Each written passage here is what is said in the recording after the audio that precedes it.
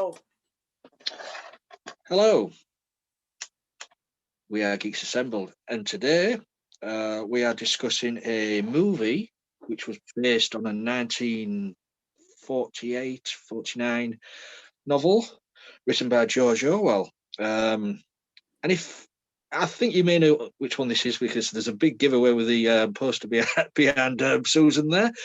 We are talking the movie 1984 from 1984. Starring John Hurt and the magnificent Richard Burton. What can we say about this movie? We do sometimes feel at the moment, the crisis what the world is in at the moment, that you do feel like Big Brother's watching you, being told what to do. So it's good that we're going to discuss this movie, I think. So let's go to opening thoughts on this. Susan, seeing as you're a mate, how about your opening thoughts? all right. First things first. Happy birthday to John Hurt, to Sir John Hurt, whatever. I don't know if he got his knighthood, but he sure posthumous birthday greetings to him. And and also, I had just heard that Parler, our alt-right or our far-right Facebook has just been hosted on Russian servers. So, you know, these things, you know, Big Brother is watching you, but Big Brother is in Russia now. So, it's crazy, like the similarities of what this is and how this and what we've just gone through the past 4 years, basically, is a remarkable parallel, if not plaid, example of how this works. And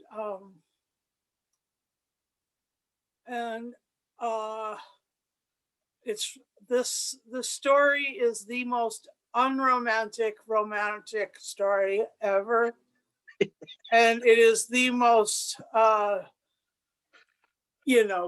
and dry and colorless, odorless. You read this and you watch this and you notice that there's nobody of different colors except for people being brought in as slaves. And I mean, it's really an intimidating piece of work. And George Orwell really knew how to write intimidating pieces of work. So, I mean, his War of the Worlds and this one, oh my gosh. He didn't write War of the Worlds. Oh, wait. That was H.G. Wells. That's H.G. Wells. You're right. Right. He wrote Animal Farm. Animal Farm. Sorry. You're right. And so it's painful to watch this. It's amazing to watch this. It's definitely inspired things like Brazil and other things of, along tangential paths. But this is, I mean, it's mind control, it's thought control, it's thought police, it's reality question. It's like it's relationship disintegration, more like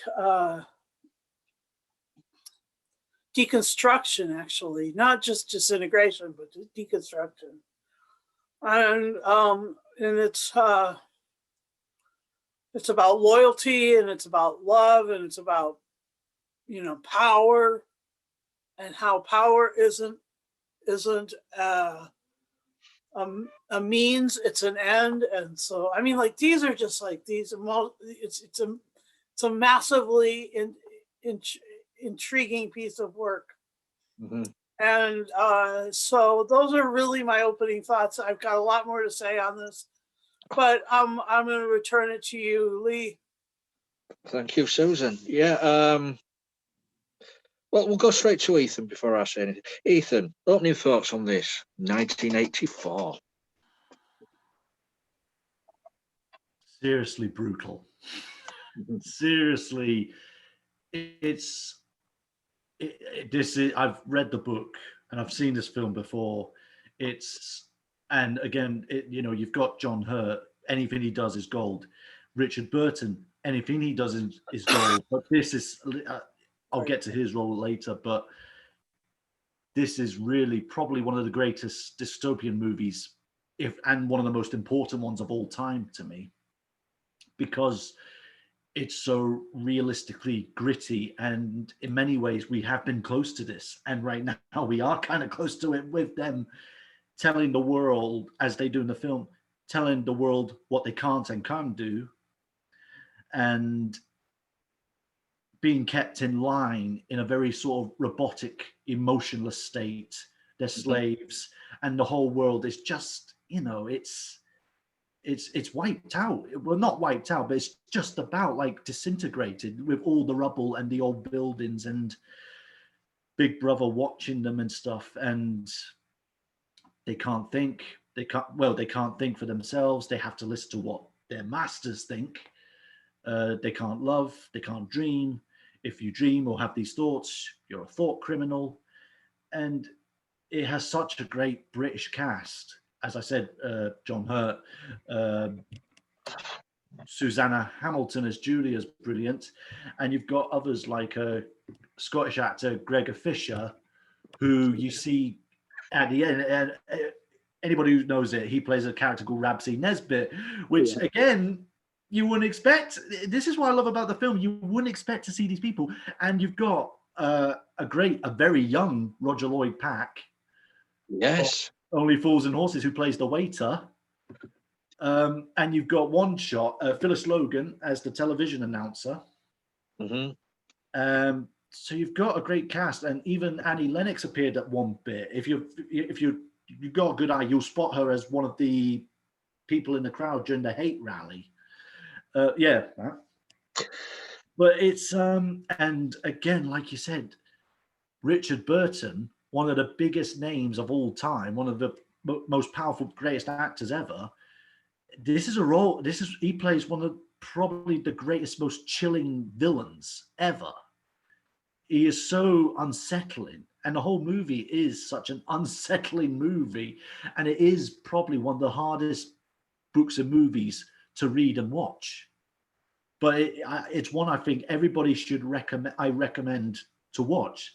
Everybody, I think, should try and watch, because it is an important film, because it shows how it's the government controlling them, and they're rewriting history, aren't they? Because John Hurt's character is obviously this sort of almost office worker, where he is like, they get these newspapers and they wipe history, so then it's like it controls the people, and it's such a chilling movie, and there's so many bits that just are so unsettling, but it's so important, because like I said, in this day and age with the world right now, you kind of get that scary feeling like you're being watched by the government. You have to do these certain things. You have to keep in line and stuff. And if we're not careful, we're going to end up like that. We'll probably end up in wars and stuff like that. But yeah, it's dark. It's unsettling. It is. I've said before, it's very hard to watch, but it's a bloody great film. It is a masterpiece of a dystopian movie, and some of the scenery is so well done. The dreamlike sequences.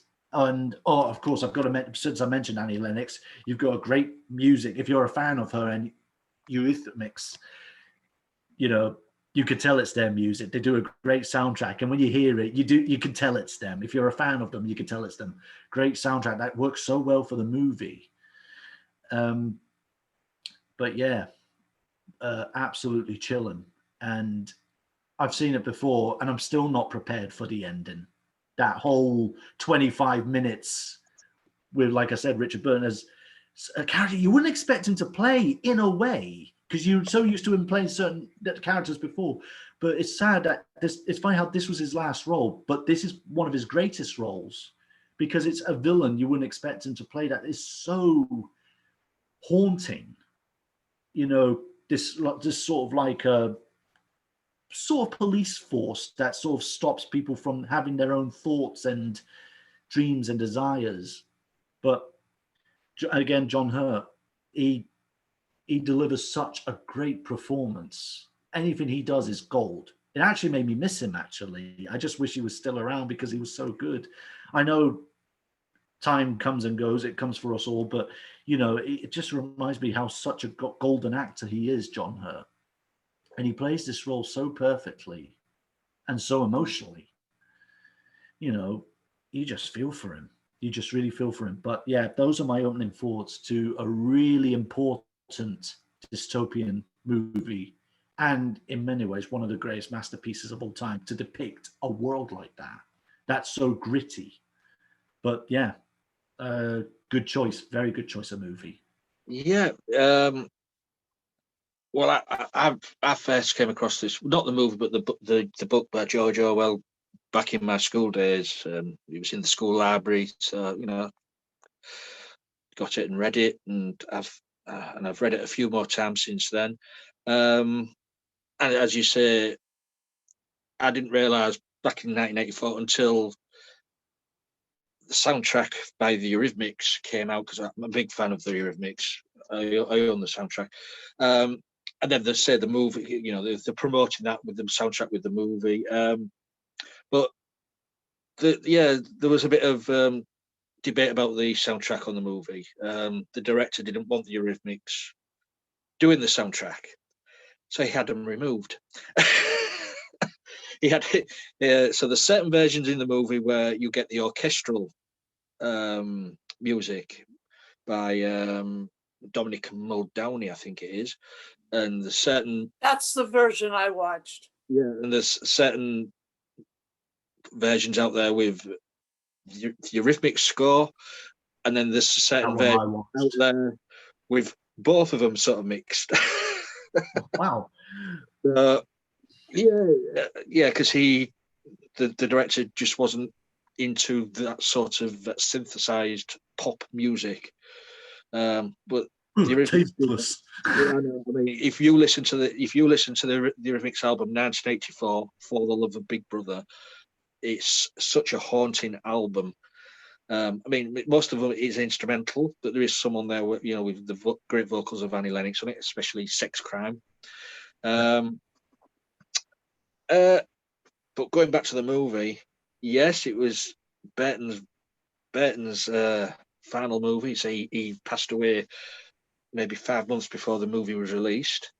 But to have Sir John Hurt and Sir Richard Burton in a movie together, both there together, both scene stealing, shall we say, in that 25-minute section.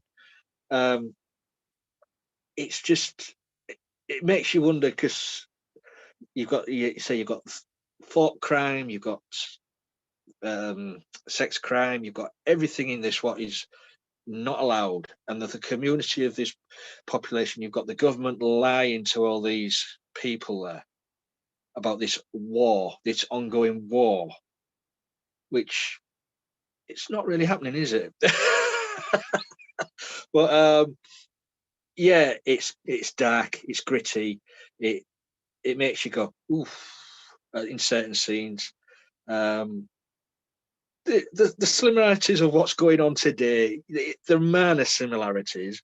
It's, you know, we're not all rationed one piece of chocolate for so many, and you know, like that. We have to stay in our houses to exercise, and we are allowed outside to do exercises for now. But yeah, it's just, for me, it's Hurt and Burton all the way. You know, just those the characterizations of Winston and what was his name? Is it O'Brien? O'Brien, I think he was called. Yeah, O'Brien. Yeah. Who, I mean, O'Brien works in the Ministry of Love. Yeah, I mean, okay, yeah, Ministry of Love sounds nice, doesn't it? Yeah, it makes it sound nice until you then get the real background of what it does. Yeah, you get to the Ministry of Love, and then you eventually go to Room 101. But yeah, it's good to sit down and watch this, say, gritty movie. It makes a change because sometimes we just sit down and watch adventure movies or science, things what don't make you sit down and think.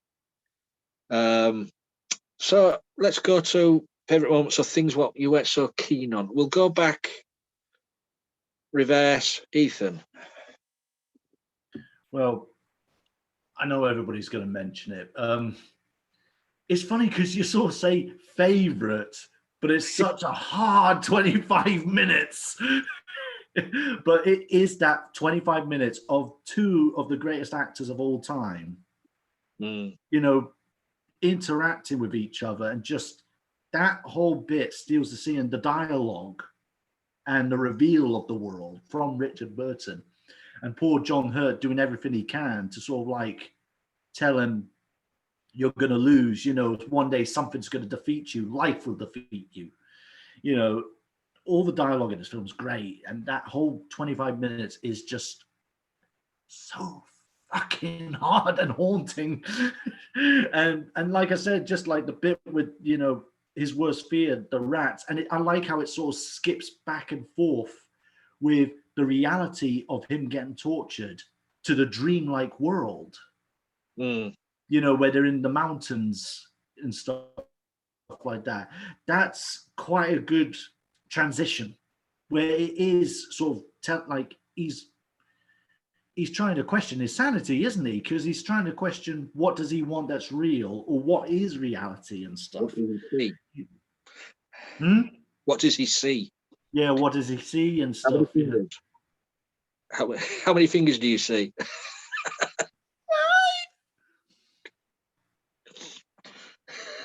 But it's and it's just such a powerful 25 minutes, and I think that's when I think that makes it such a good thinking movie.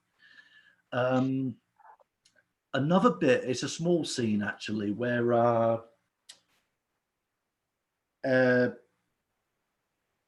it's that woman, the sort of like laundry woman who's singing. She's singing a song, and this is just before Paul, Julia, and Winston are captured. They look out the window, and I love it because you see her, and she's quite a big woman, like just like in dirty clothes and stuff. But I loved it when John Hurt says she's beautiful, and what he means by that is how her spirit, the fact she's singing, and like the spirit, and he says like she has the future or something like that, and then he says we are the dead. It's a great sort of I can't think of the best word, but it's a great sort of thinking moment, when he's like saying like how the world has become this woman. That's why he's saying she's beautiful, because of her spirit and her personality, singing and like bravery and stuff like that. And he says, we are the dead, which they are.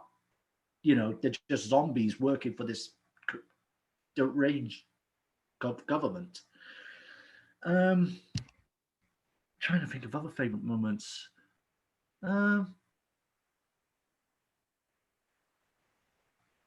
Just because it is just trying to think of like, I do like the ending actually. It's quite such an emotional ending where, of course, he looks at Big Brother, and him and Julia are acting like just like their back being controlled, like have to do that, and he looks at the audience after looking at Big Brother, and he's crying, and you hear his voice echo, I love you, where he has succumbed to loving Big Brother. But in a way, you're sort of wondering, is that old version of him still there? Who's he saying I love you to? Is it Big Brother or is it Julia in his head? It's that one I quite like, because I know it's meant to be like he succumbed to like loving Big Brother, but when you watch the film, you're sort of thinking, is he still holding on to that love? Wow. But of course, he's got to stay under control in front of the cameras. Yeah. It's a really powerful ending, which makes you think, is he still there? After all that torture he went through, he's still holding on to it, which gives sort of almost a sign of hope, like holding on to that wee bit of hope. But maybe that's just me. That's just how I see it and stuff. But it is just one that makes you think. I do like the nice little bit when he gets the little thing, the little pink thing, the 100-year-old ornament. Oh, paperweight. Yeah, the paperweight. When he's looking around the house and stuff, and he gets the house and stuff.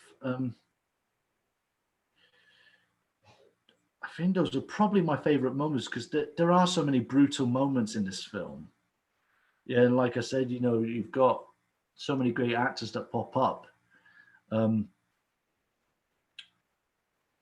think those are probably. I'll let you guys do your favorite moments, but those are my specific favorite moments. Favorite moments in this dark movie. Yeah. Susan. Oh, we'll move over to Susan then. All right, my favorite moments have got to be, thanks. My favorite moments have got to be the romance between Julia and Smith. I mean, like, that was intense and wonderful, and the fact that they went to that house owned by, owned by, what was his name, Charrington? Played by Cyril Cusack. Yes, yes, quite right. Yeah, so that was really amazing, and I also like the scene where he's doing changing the news, because that ends up in one of my favorite movies, Brazil. I mean, that basically is lifted right out of this and put in that movie, and just the mechanism of that, how things used to be done with pneumatic tunnels and things like that, pneumatic tubes. Yeah. Like that. I never was able to see that in my real life. So anyway, so that's just interesting. And Parsons, played by Gregor Fisher, was just fantastic. He was the only hopeful character in the movie. I mean, he was so positive, and so he was the light, and the rest was just kind of. And then when he's tortured too, that's just, that was heartbreaking because he was so light. And Tillotson, played by Andrew Wilde. Oh my gosh. You didn't know who was who. You didn't know whether or not Big Brother was Big Brother Tillotson, or Big Brother was O'Brien, or was Big Brother somebody else. And what was Tillotson? Was Tillotson actually O'Brien? Was O'Brien actually Tillotson?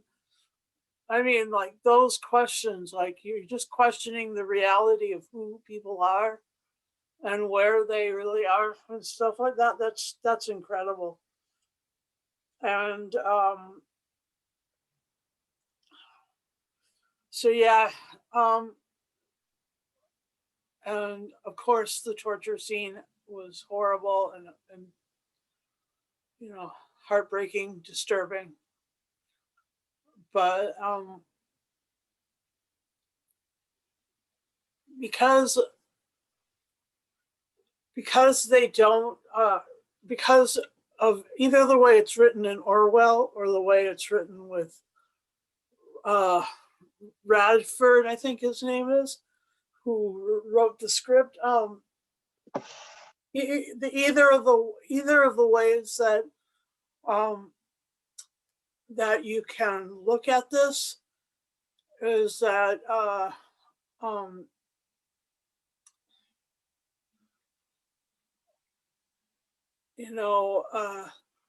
it's either super sexy because it's all everybody is always doing mind crime except for very few people, or it's super not sexy. It's like the super uh, Stalin-esque, you know, arch Jew stuff, Kraus, whatever, you know. All of that could either be really sexy or really Stalin-esque, Mm-hmm. or you know, Reich, part of the Reich. Anyway, it's just it has so many elements that are just that you just can look at it from two different ways. Also, that's why I was saying it's more plaid than parallel, because if you look at it from this other perspective, you get a whole different set of realities in this thing. Yeah. And so yeah, it's a challenging movie, and I was challenged to watch it, so I did. So thanks for letting us do this, and This is what back we over do. to you, Yeah. back over to you, Lee. Thanks. So yeah, we do sometimes like to watch challenging movies. And when we do get through the end of the movie, we're thankful that we do sit and watch these. Yeah, where can I start? Well, what you realise in this movie is that Winston and Julia were set up by the government, with with O'Brien giving him the new dictionary with those pages hidden between. The character played by Cyril Cusack set him up into the room upstairs. So this was most probably an ongoing scheme by the government, getting all these thought crammers and sex crammers out the way. So it's a scheming government. As Susan said, who's Big Brother? Who's this? I don't think Big Brother exists. He that is just what's it? A front for the government. I think the face of whoever that who Big Brother's supposed to be. O'Brien is up there, isn't he, from the Ministry of Love? As I say, played wonderfully by Richard Burton. As I say, it's been mentioned, the torturing scene with Winston by O'Brien. If you watch that, there's Winston's laid on the table, strapped on that table, and Richard Burton just talking to with how many fingers and just sometimes just sat there talking to John Hurt's character. Richard Burton's eye, he doesn't blink at all. His eyes are just steady, and the way he's just talking, he's in Richard Burton's most famous voice, of course. He's just talking and telling Winston, this is how it is. What do you see? No, wrong. Try again. But he just does not blink at all in that scene, and that for me is so damn scary. Just proving, just by the facial expression, Richard Burton was one of the all-time greatest actors ever to grace this planet. I mean, and there is a lot of actors like that. Yeah, and I mean, that scene where he just gets him up against the mirror and pulls his tooth out. What they do? What's going on here? And then the rats to take him to room 101. It's what is in room 101. It's your worst fears, of course. And that rat scene, that is a bit disturbing. But it makes the movie because it's in the book. I think this is one of the best British movies ever, but it was very underrated at the time because I don't think it did well at this cinema. So luckily we've got other streaming things, what you can watch it on now, DVD, Blu-rays or whatever, what people can appreciate something like this. The ending, as Ethan said, where Winston's crying, but if you notice, the other character before who was in the cafe, which ended up crying as well after he appeared on the screen, for the love brother and all like that. So, but I agree with you there, Ethan. Is he saying "I love you" to Big Brother, or is he saying "I love you" to Julia? I don't know. We don't know. It's open-ended, I think. So it's a damn good movie. That's all I can say about this. But if you want something else, what's damn good, go out there and read the book as well. Just go and read the book. When you can go to the libraries or whatever, see if you can get 1984 by George Orwell out. Anything else what anybody would like to say before we go to final say? Yeah, I loved it when Charrington betrayed him in the house. Like, yeah, he was the thought police, wasn't he? well, he actually was working with them, but because Winston stands there like that, and he just says "thought police," and he just looks at him. yeah. It's all a setup. And then the little pink piece of coral in the glass, and he hands it back to him. And for a moment, he looks really sad, but then he straightens right up. Oh yeah. For me, when you're watching it, you know that little shop or corner shop thing is a setup by the government to entrap all these thought thinkers, sex crimers, and stuff like that. It's a trap. But I'm sure governments in the real world have done that. Oh yeah. Oh, yeah. Yeah, you can imagine them doing something along those lines. Yeah. Well, I mean, the Monty Python joke about the dictionary and like the foreign ministers all meeting in that one shop, and like, yeah. I mean, so it is in some way probably part of at least British government activity. Yeah, watch what you're saying. But yeah, so I just said that's devastating when I feel like I actually think that he was coming from the American perspective, it feels like he was like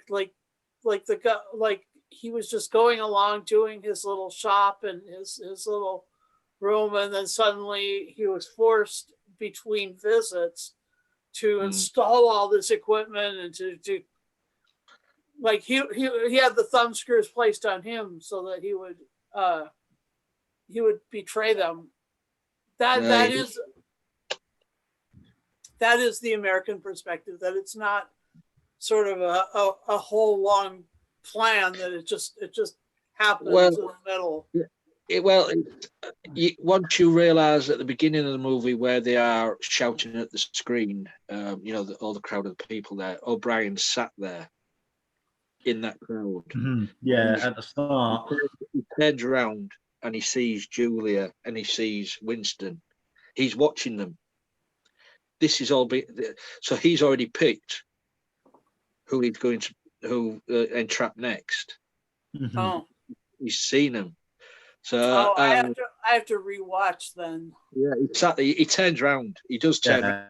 You see, it's Ricky Benton, and so the shop is an entrapment thing for these people. I'm positive about that. Yeah, Anything else? What anybody likes to say? I mean, before I forget, it's in my head. The one brutal scene is when Winston and Julia are caught by the folk police, and they're made to stand there in the bedroom, naked, hands above the head, and she's gut punched. Yeah. Oh yeah. And God, you feel it. She goes, And then he like carries a ton of bricks. yeah, you feel it, and then he carries the poor woman out. Yeah, just bang. Not the man, the woman. He floors the woman, which I think, wow. But That's a brutal scene. Yeah, she's carted away. Yeah, that is a very brutal scene. I mean, also as well, when you think, I was watching it and was thinking, John Hurt's character, Winston. John Hurt was in his mid-40s when he filmed this, say 44. What's her name? Susanna Hamilton was only 24. So there was 20 years difference between them. I mean, some people may say, no, that's not, it mostly wouldn't have worked out, but with what 1984 is saying is people are having sex, they're not allowed to have sex. If someone shows you a bit of attention, like Julia, you say, okay, yeah, we'll go for it. We'll go for it. And I think that's why the age difference didn't really make that much of an impact in the movie, because they're all sex starved. Yeah, for sure. And people out there, and when they were saying that 50% of the women had decided not to have sex, had taken a vow of chastity or whatever. But not a vow of chastity. What did they say? Of celibacy. Celibacy. An oath of celibacy, not a vow, but an oath. And also as well, those people out there, but it proves. I mean, Winston and Julia, they did fall in love. They did fall in love, and it just proves for people out there who's watching this, that one person who's watching this. Age difference doesn't mean a thing. Okay. And also when it's sort of a power situation in a movie. If one person is naked and the other person is clothed, there's a power differential there. But Winston and Julia were both right naked. next to each other, both naked, both the same degree of vulnerability, of vulnerability and of power. Because in movies, when you're naked, you actually have more power than the other people in the scene. I was going to say, I agree with that, because I did like the scenes when they were naked, because that's that sense of freedom and getting and power, to experience those things. And they were balanced, and they were fair, well done to both of them to getting totally start naked. I mean, okay, John Hurst goes back to you, but they still got properly naked in front of all the camera people and stuff, and did those scenes, and they were powerful scenes, because it does represent them getting freedom and stuff and experiencing. And I liked it when there's one bit where John Hurt, he says something along the lines like, I wonder if years ago people would consider this ordinary.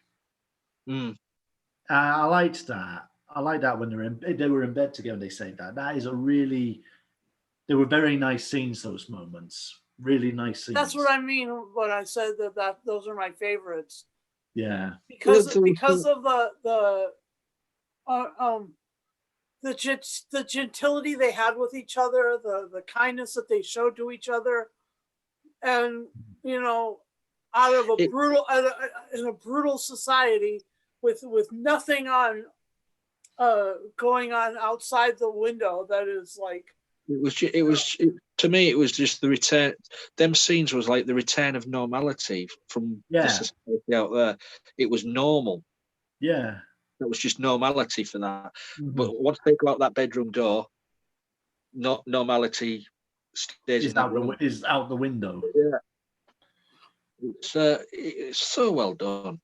I mean, it is a bleak movie. It really is a bleak movie. Oh yeah. But it just makes you think. When you sit through this movie, you think, well, yeah, this is it. I don't know. So, anything else? What anyone likes to say before we move on to final say? No, I'm good.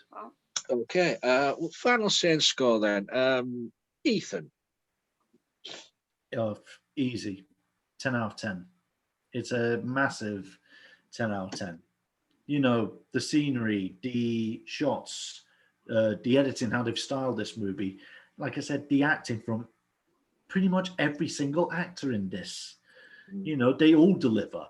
They all deliver. Even the small side characters, they deliver. And it, you know, the dullness of it, the grimness of it, the grim and gritty of it. And I've always said, as you know, you guys know, I love thinking movies. I love movies that make you think. You know, so yeah, it's a full-on 10 out of 10 for this.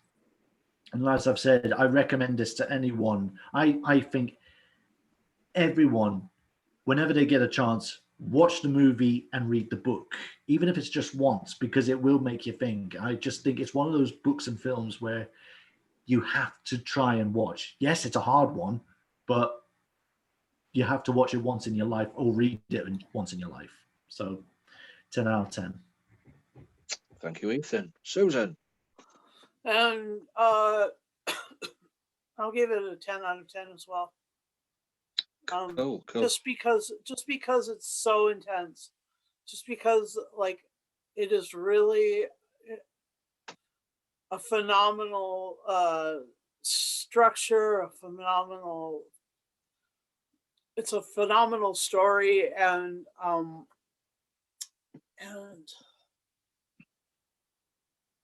it chased me around in my own head.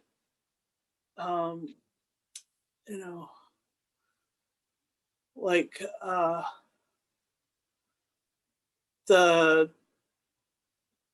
what we've seen with our right-wing party recently has echoes of this, and so it's pretty devastating, and yeah, and really timely. So yeah, it's definitely timely. I was just thinking just then. I wonder how it would have turned out when George Orwell was writing this, because he was writing this in 1948. If he began writing it in a different year, because all he did was turn the last two numbers around for the title of the book. Yeah, pretty much. He did. No, that's what he did. That's what he did. He was writing it in 1948. And he just flipped the numbers around, like, oh, I'll flip the numbers around because that's in the future at least. We'll set in the future. We'll just turn the numbers around. 1984. So it could have been. It could have been writing it in 19. Well, it would have been. It wouldn't have worked in 1944, would it? That would have been. No. Anyways. Yeah. No. But, hold on, I'll flip the numbers around. Oh, wait a minute. For me, yeah, damn pretty. It's tense. It's gritty. But the story, it's just what's going on now. It's got such element of what's going on now around the world. So for that reason, I'm giving it a 5. Huh? I'm giving. Oh yeah. Oh no. I'm giving it a 5. Oh, hold on. Okay, I've got it. I've got I'm this. giving it a 5 double plus good. Oh. Now you see, if you know the 1984 double plus good, And Yes, it yeah. was mentioned in the movie, double plus good. Yeah, it just clicked there when I 5 and then double plus. I thought, oh, I get where he's going. There you Very go. clever, very So that's good, what very clever reference. getting the 5 double plus good. Yes. So that's our little review of 1984. We do recommend, as Eve said, go and watch this, even if it's only once, and read the book, even if it's only once. 1984. It's yeah, you'll be glued to the screen. I'll tell you that. Just even if it's just the performances from Richard Burton and John Hare. So I'd like to thank Ethan and Susan for discussing that movie with me. You guys out there, let us know what you thought of the movie. Please leave a comment. Give us a thumbs up. Give us a thumbs down on our YouTube video, and on YouTube as well. If you're subscribing to the channel and you want to be notified every time we put up a video, press the bell notification button, and you'll get a little. If you can hear that, his little dinger's very, very quiet today. But we won't talk about Ethan's little dinger.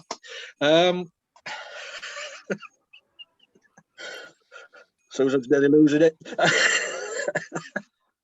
Hey, that's sex crime. Yeah. Or is it a thought crime? Because Susan thought it. But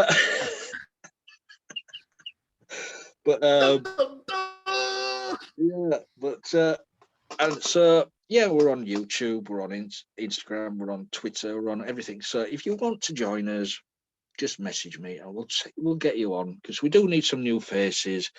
Because people are doing things so they can't turn up. So we want to get a few more people in to get involved in what we do.